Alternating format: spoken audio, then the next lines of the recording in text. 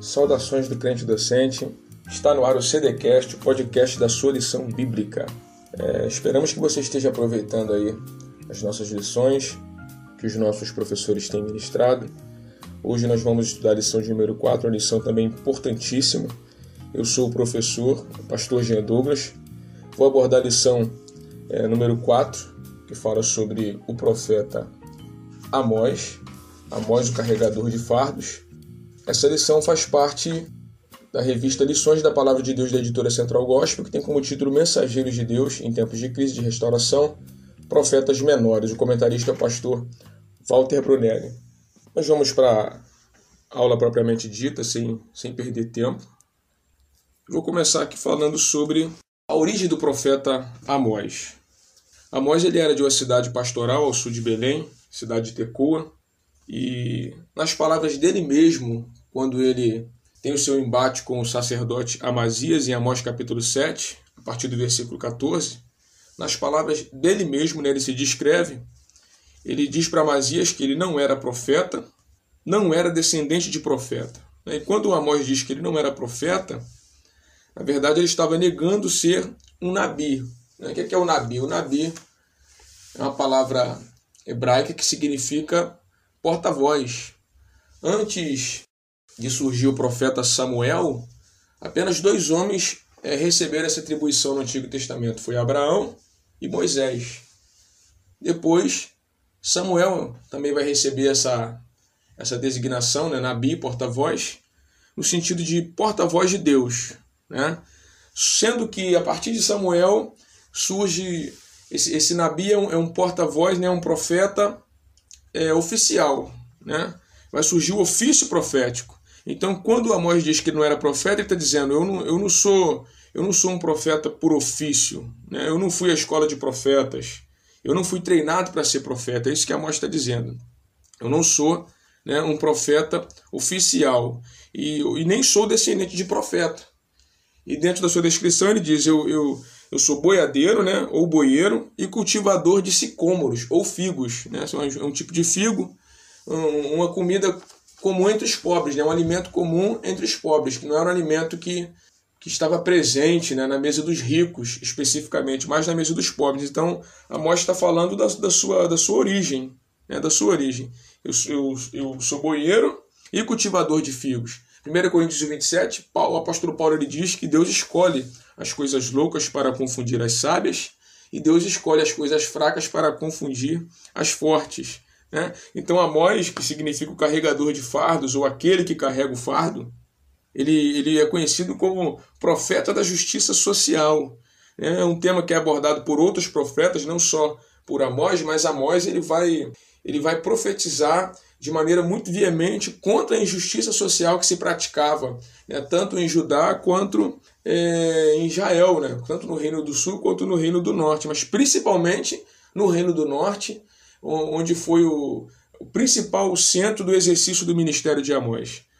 E é interessante que Amós estava inserido no contexto da sua profecia, ou seja, ele não fazia parte da religião judaica e nem da instituição política, ele era um leigo, podemos dizer assim, mas que vivia na pele essa injustiça.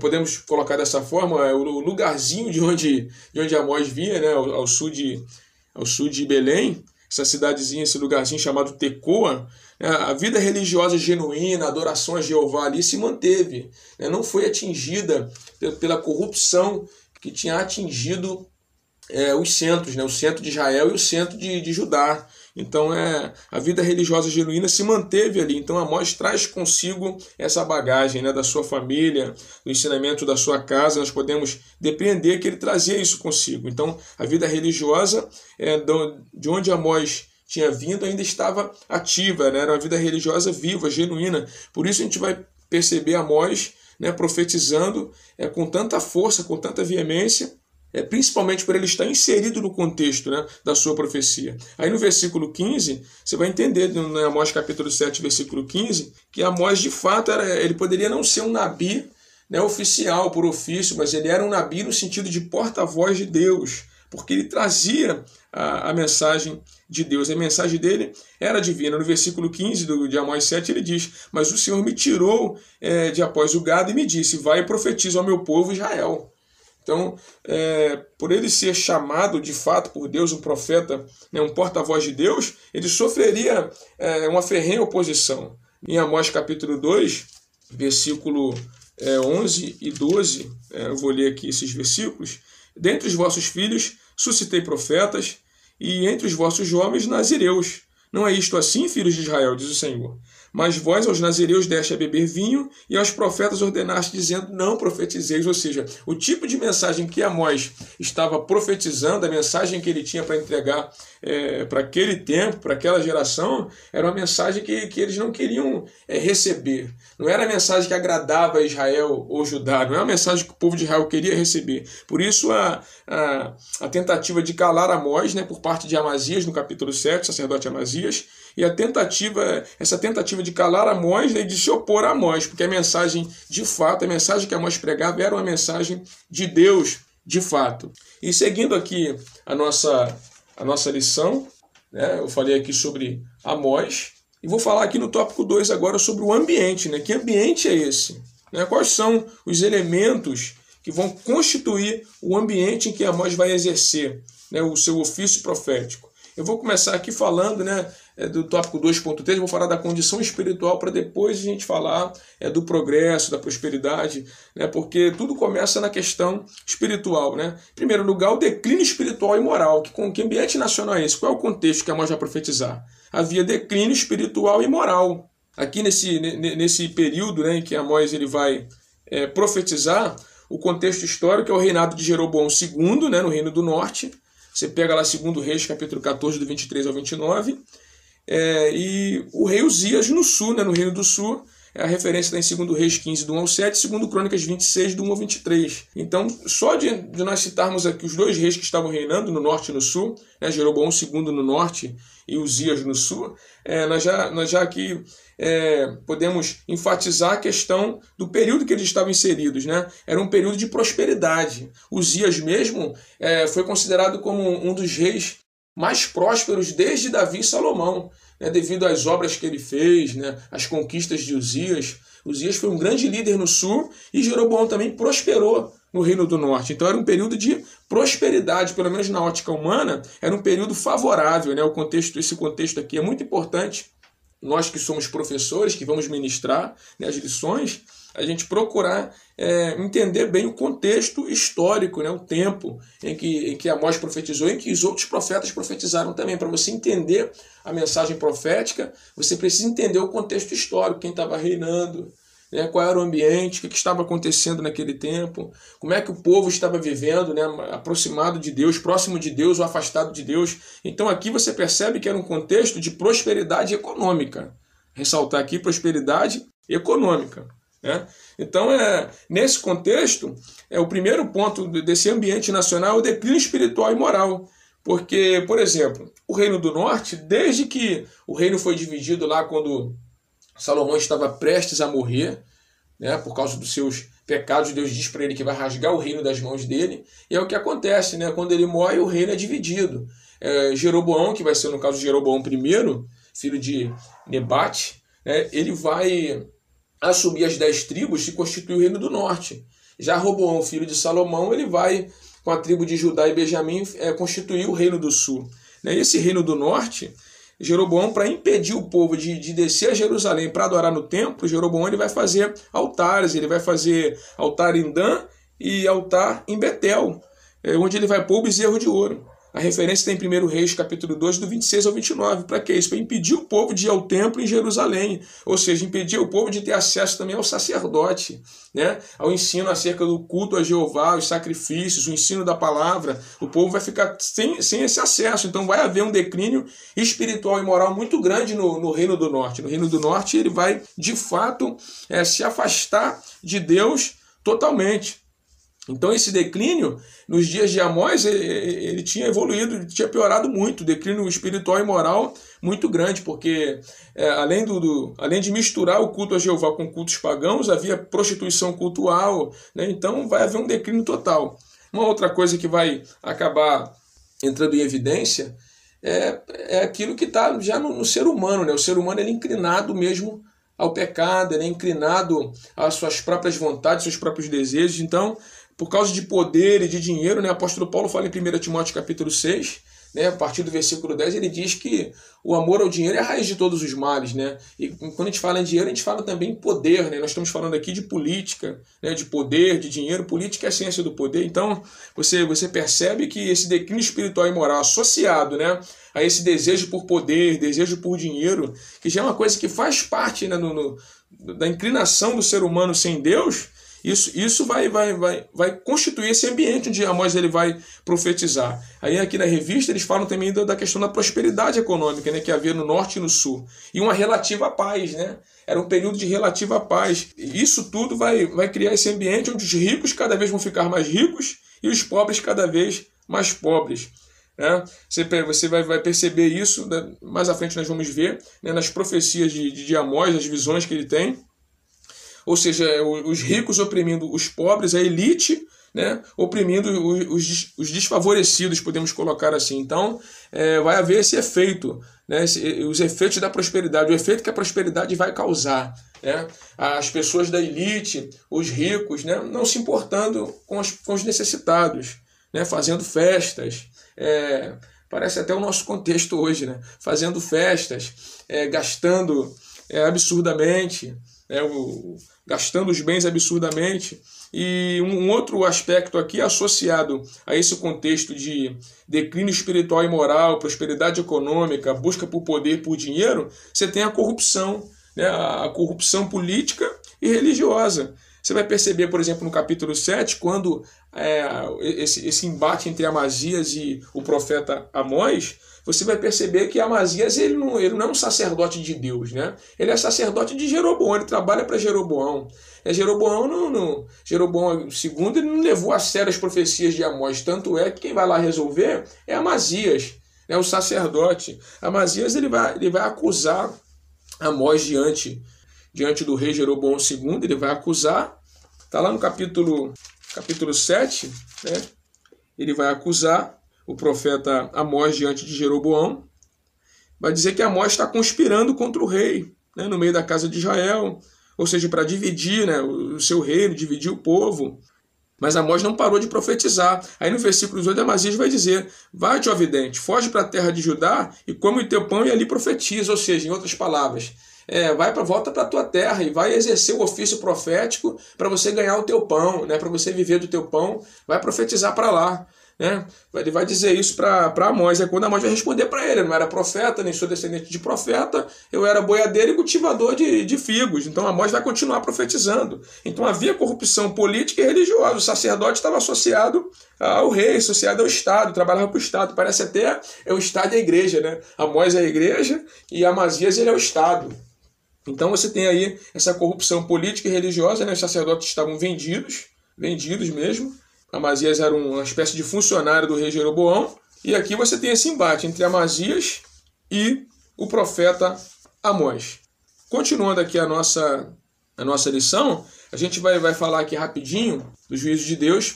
Para a gente poder falar dos juízos de Deus, a gente vai falar rapidinho das visões aqui de Amós. Né? Temos as visões de Amós também. Né? Temos os juízos de Deus e as visões de Amós. Amós ele vai ter 5 visões. Claro que Deus a mensagem dos profetas geralmente são mensagens de juízo, né? A de Amós era uma mensagem de juízo iminente. E nós podemos dividir aí as mensagens de Amós, de juízo iminente, em 3 pontos, né? O primeiro ponto, contra as nações pagãs, que começa no capítulo 1, versículo 3 e vai até o capítulo 2, versículo 3. Depois você tem a mensagem de Amós contra Judá, o reino do sul, capítulo 2, versículo 4 e 5. E depois você tem a mensagem de Amós contra Israel, capítulo 2, do versículo 6 até o 16. Aqui, claro, o centro do ministério de Amós, o ministério dele se concentrou mais em Betel, no reino do norte, o principal local onde Amós profetizou, onde ele exerceu o seu ministério. Porém, nós vamos ver aqui que ele profetizou contra nações pagãs e contra Judá também, né, no ministério de Amós. A primeira profecia que Amós vai proferir, essas profecias de juízo, a primeira delas está no capítulo 1, no versículo 3 ao 5. Ele vai profetizar contra a Síria, ele vai citar Damasco, capital da Síria, né? E a principal acusação de Amós é a crueldade com que Hazael tratou Gileade. Está em 2 Reis, capítulo 10, 32 e 33.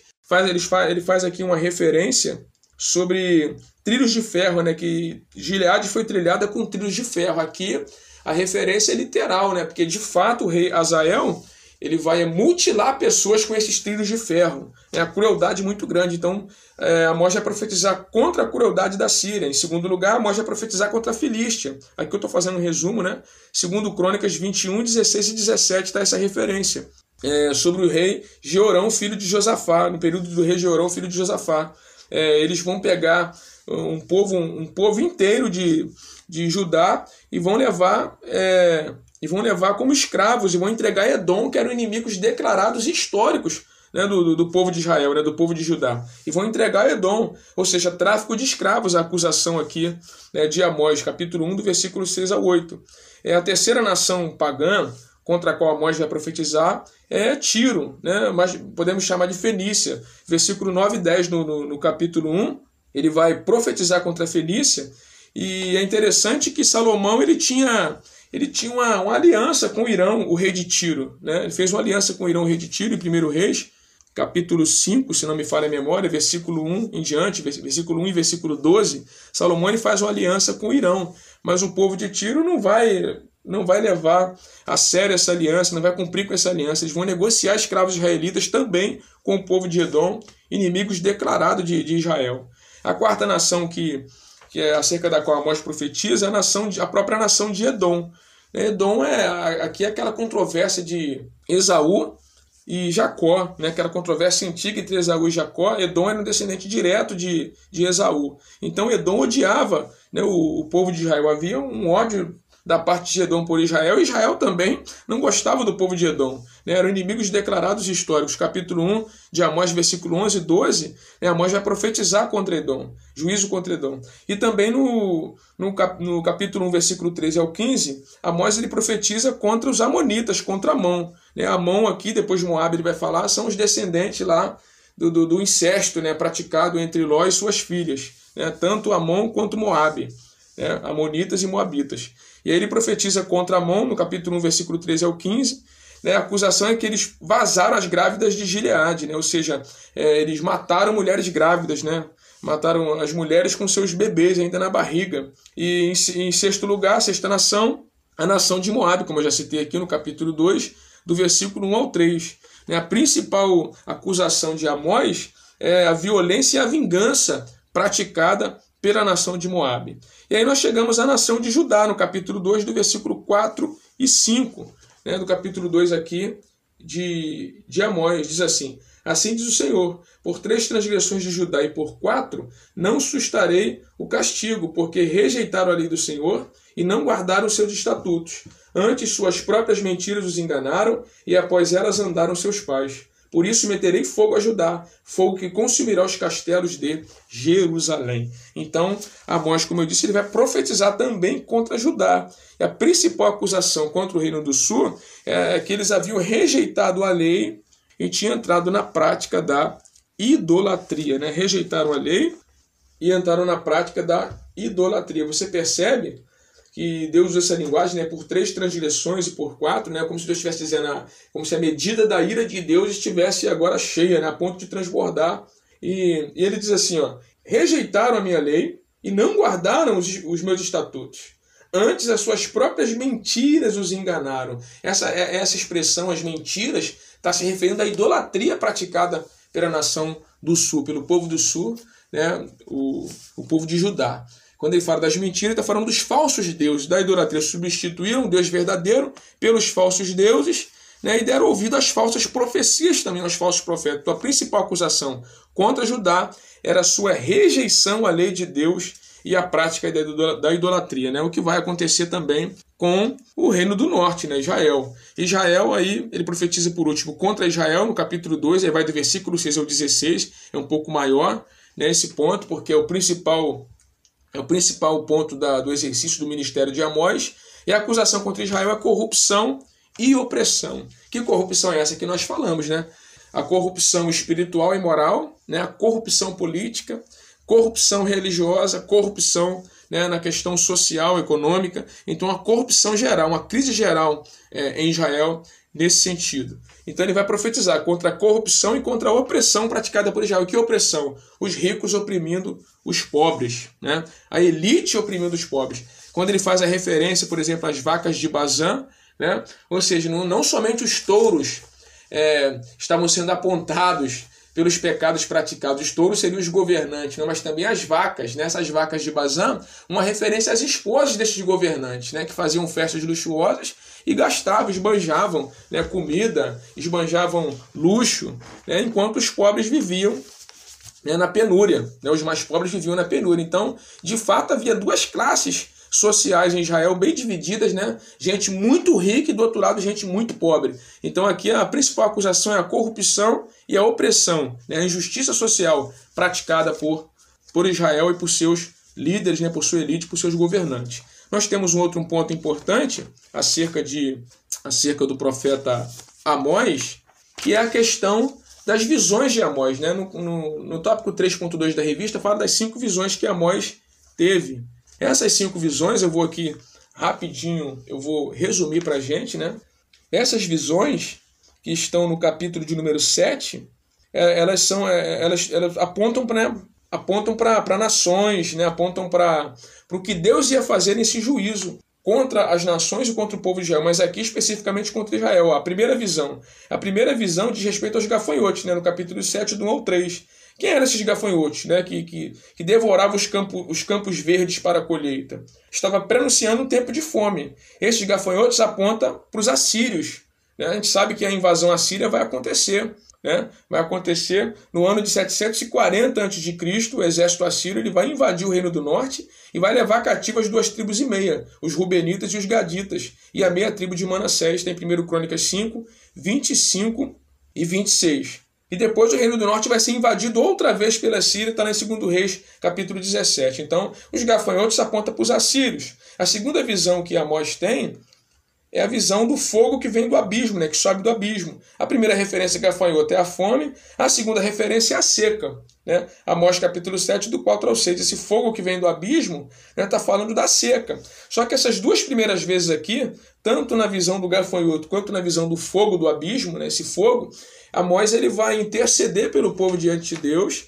e Deus ele vai dar o livramento ao povo, né? Deus vai livrar a nação de Israel por causa da intercessão, né? Por causa da intercessão do profeta Amós. Já na terceira visão, Amós ele vai ver um prumo medindo a cidade, está no capítulo 7, do 7 ao 11.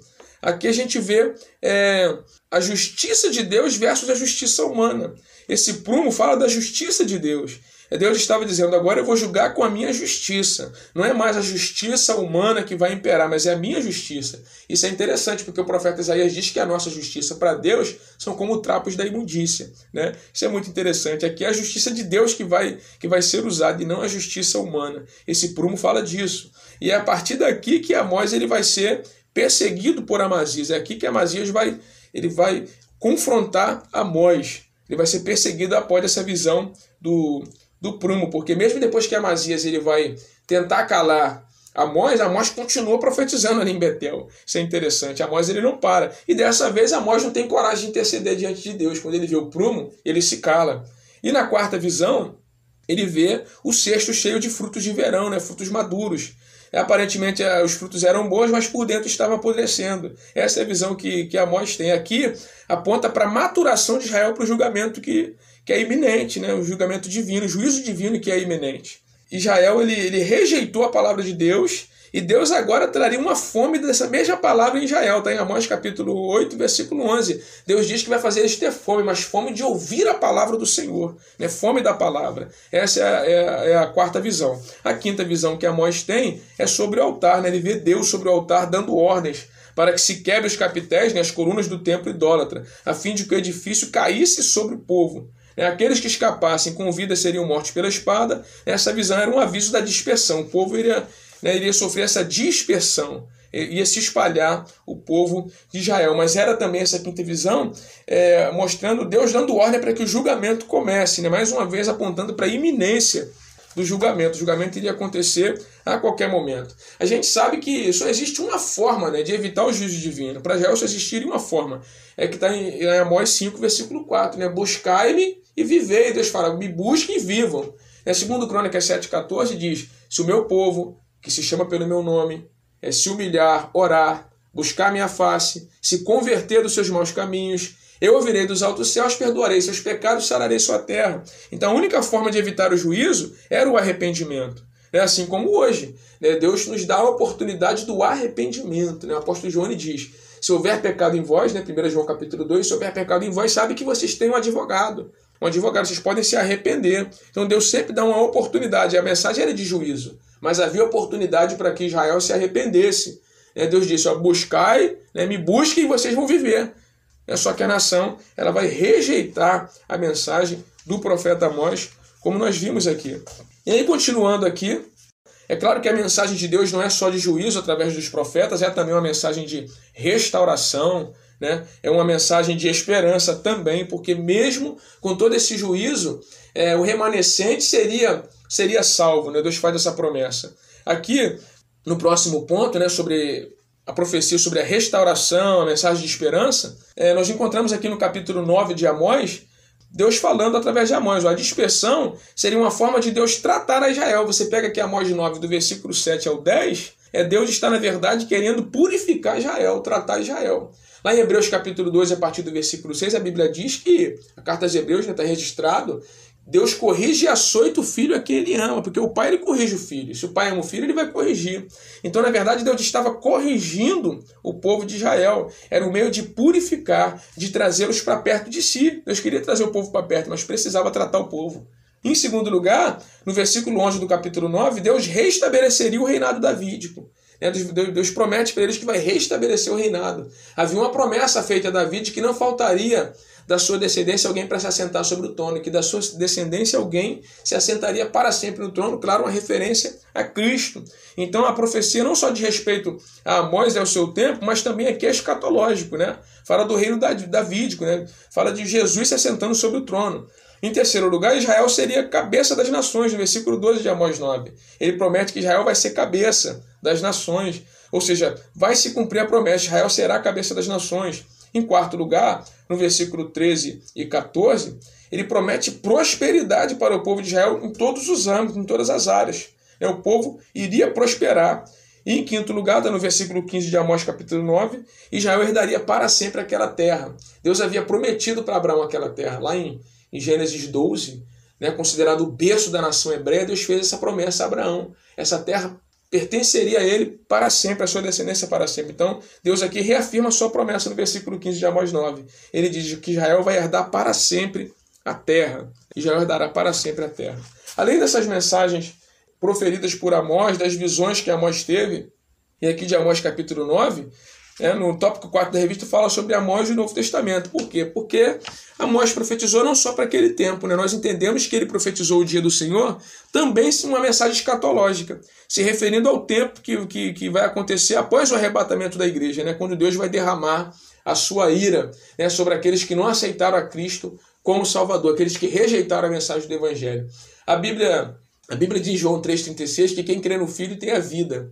Mas quem não crê no Filho, a ira de Deus permanece sobre ele. Então, quando a igreja for arrebatada, a ira de Deus vai ser derramada. Deus vai cumprir de novo. Deus vai usar a sua justiça outra vez contra as nações do nosso tempo, porque eu acredito que nós fazemos parte da geração do arrebatamento. Então, Deus vai praticar a sua justiça, o seu juízo contra as nações deste tempo também.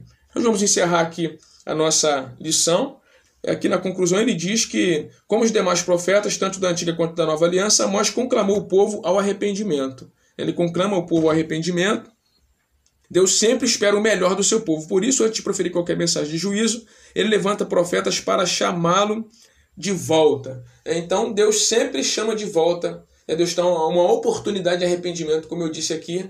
A mensagem de Amós era também uma oportunidade para Israel se arrepender e fazer o caminho de volta para casa, Essa aqui é a verdade. Então Deus vai prometer, vocês vão voltar para a terra de vocês, eu vou restabelecer o reino, vocês vão herdar isso aqui para sempre, mas primeiro eu vou tratar com vocês. Aqui eu vou encerrar a minha participação. Eu quero agradecer a oportunidade, o Crente Docente, a galera do Crente Docente, meu amigo aí, Edvanei Fernandes. Agradecer aos ouvintes, que estão participando aqui, que estão ouvindo esse áudio, essa aula, esse CDcast aqui. Eu quero convidar você para seguir, né, o Crente Docente, @CrenteDocente no Instagram e Facebook, e se inscrever e ativar notificações aqui no nosso canal, no Crente Docente. Fica aqui meu muito obrigado, né, a todos.